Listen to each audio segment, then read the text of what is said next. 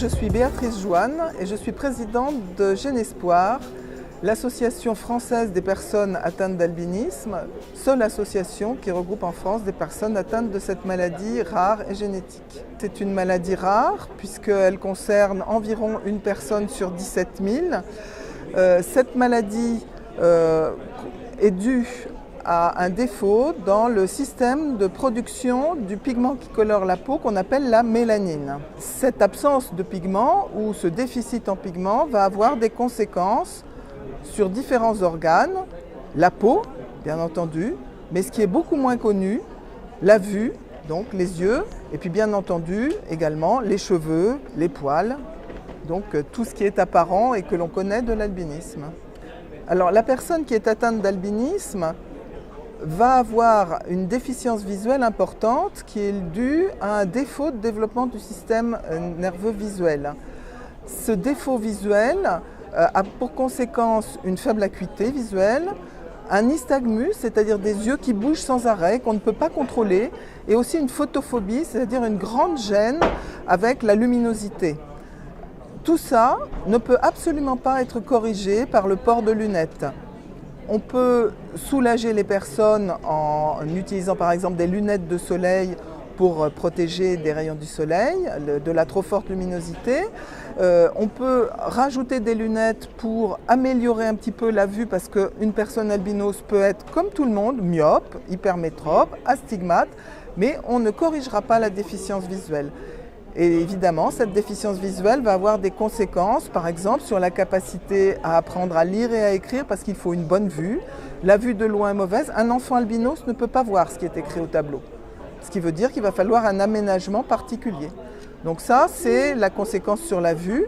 Et puis la conséquence sur la peau, la mélanine a pour rôle de nous protéger des effets des ultraviolets. Il faut donc que l'enfant et l'adulte se protègent en permanence de ces ultraviolets. Alors la première protection, c'est le port de vêtements couvrants, c'est le port d'un chapeau à large bord, c'est le port de lunettes de soleil.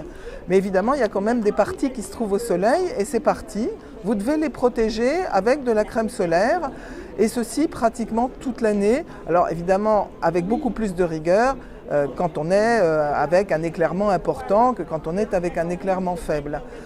Si on ne se protège pas correctement du soleil, on risque à terme de voir se développer des kératoses actiniques, des cancers cutanés, qui sont certes rares en France, mais qu'on va évidemment rencontrer très fréquemment dans les pays à fort ensoleillement comme l'Afrique, où les personnes, d'une part, subissent un ensoleillement très important et d'autre part, n'ont pas les moyens de se protéger. L'association a été créée en 1995 avec pour but effectivement d'apporter de l'information principalement en premier aux personnes et aussi de soutenir la recherche sur cette maladie rare. Il y a donc deux volets dans notre action. Le volet soutien. Par exemple, si je puis citer un exemple, nous aidons les familles de très jeunes enfants qui sont souvent désorientés par rapport à ce qu'ils peuvent faire pour leur enfant, pour l'aider.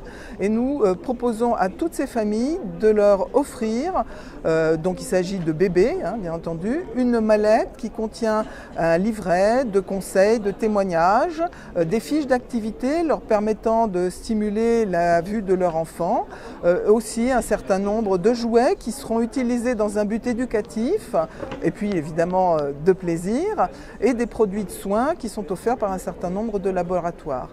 Donc ça c'est une possibilité d'information et d'action vis-à-vis des familles. Et puis je vous ai parlé tout à l'heure du côté recherche.